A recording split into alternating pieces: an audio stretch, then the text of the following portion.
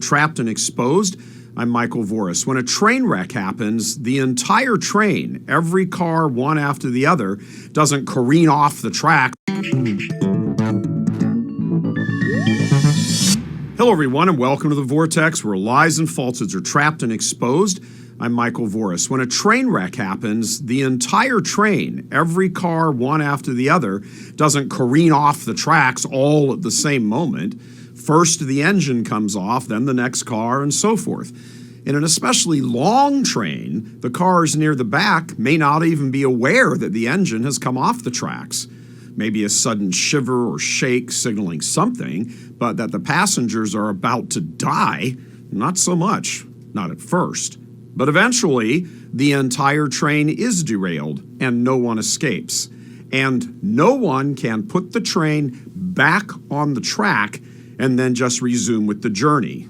The ride is over. This is an apt way to understand what has happened to the church. It's a train wreck, just in slow motion. The engine careened off the tracks owing to modernism, and for the past century plus, one car after another has come off the tracks and crashed into the bottom of the giant gorge.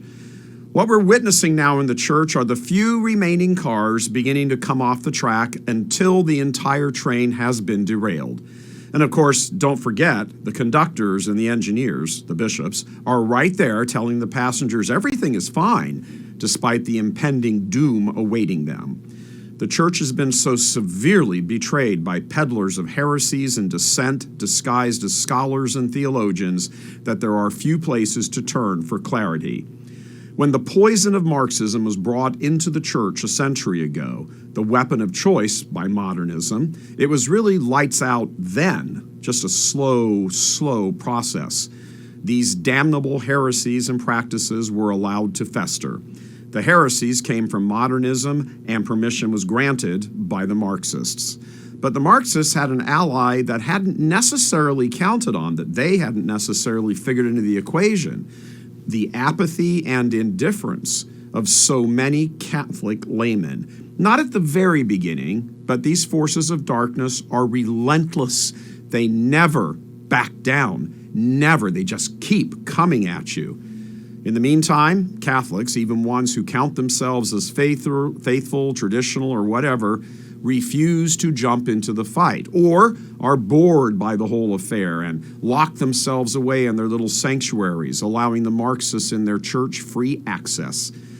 The current hierarchy, like the crop of leaders before them, is a disgrace. They can't even manage the sacraments correctly. Word has now emerged that a second priest, this one in Oklahoma, was watching his baptism video and found out that he had not been validly baptized either. So, of course, his priesthood had not been validly administered because, in short, he wasn't Catholic. His case mirrors the case of Father Matthew Hood here in the Archdiocese of Detroit, which became public a couple of weeks ago. He too had not been a priest because he too was not Catholic when he was non-ordained.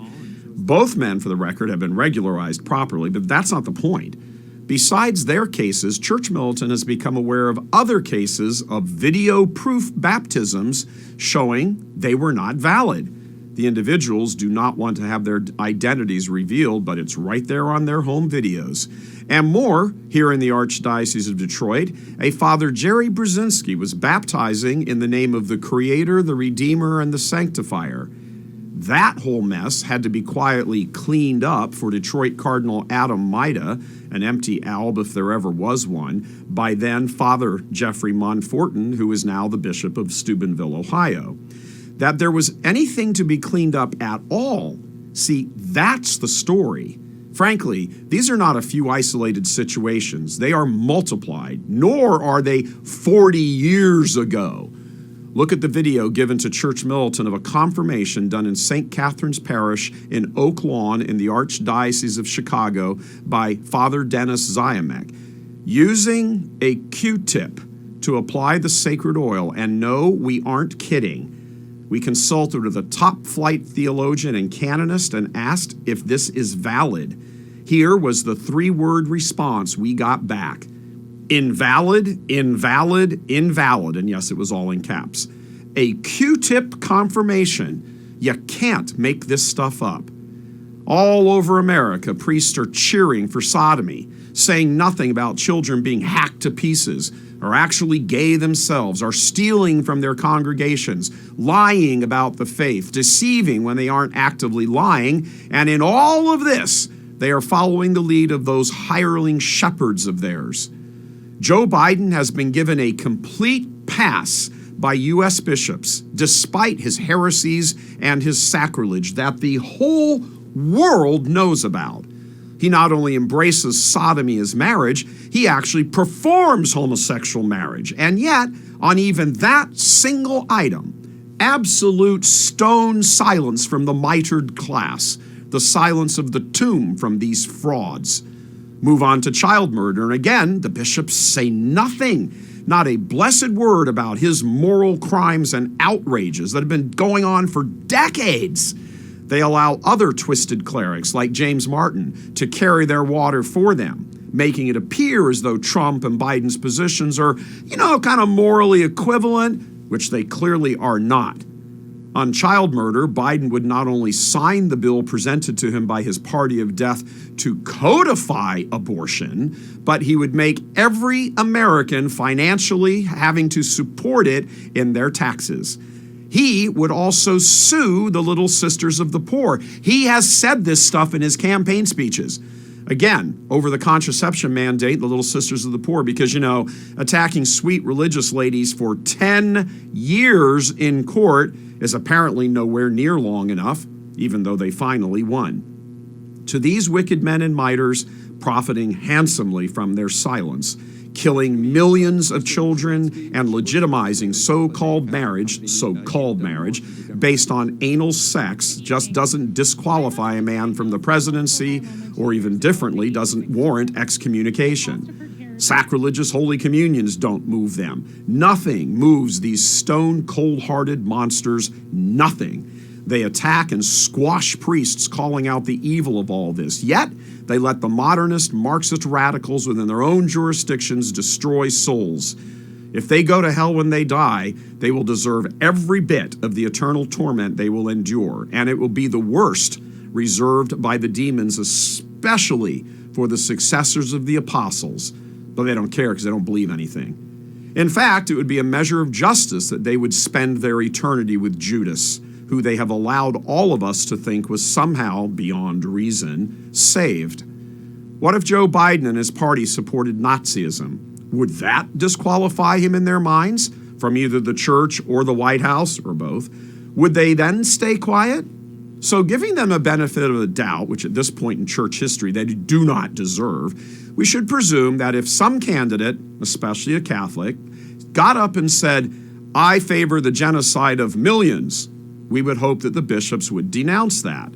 So when there actually is an actual genocide and an actual candidate who is not an actual Catholic, who is actually supporting the actual genocide, wouldn't this specific situation warrant a mention, meaning actual condemnation from the bishops? In their worthless piece of garbage voting document they spew out every election called Faithful Citizenship, there is a very unethical and deceptive line. Quote, "The church's leaders avoid endorsing or opposing candidates," closed quote. Now there's plenty wrong here. First, really? Seriously?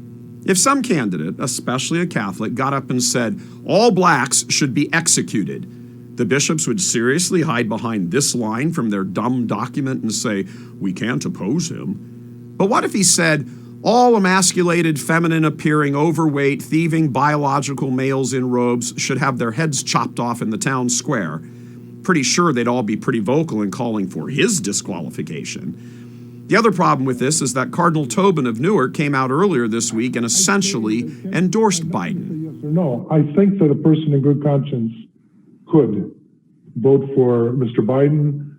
I frankly, in my own way of thinking, have a more difficult time with the other option. So which way is it, your lordships? Do you say nothing about any candidate whatsoever, no matter what monstrous evil he supports and forces on the country? Or do you just selectively endorse such a candidate because you're making loads of money from his party? This bishop deceptive doublespeak has got to end. Church Militant has been researching many of these men and has turned up that of the ones we are able to actually discover through public records and voting records and all of that, 27% are registered Democrats. 27%. And that's only the ones where a thorough search of records is able to be done because of state laws. Look, Catholics, here's the deal. Many of these men are frauds as bishops. Sure, they're validly consecrated, nobody's arguing that, but then again, since they can't seem to keep track of baptisms very well, maybe they aren't. But presuming they are fraudulent in every other way imaginable. They lie, cheat, steal, cover up sex abuse, and secretly promote and kiss up to evil politicians who line their pockets. We entitled this episode Train Wreck. Our apologies, by the way, to all decent, honest train wrecks. If our Lord doesn't do something about this wicked, cowardly lot, he's going to owe Judas an apology. God love you. I'm Michael Voris.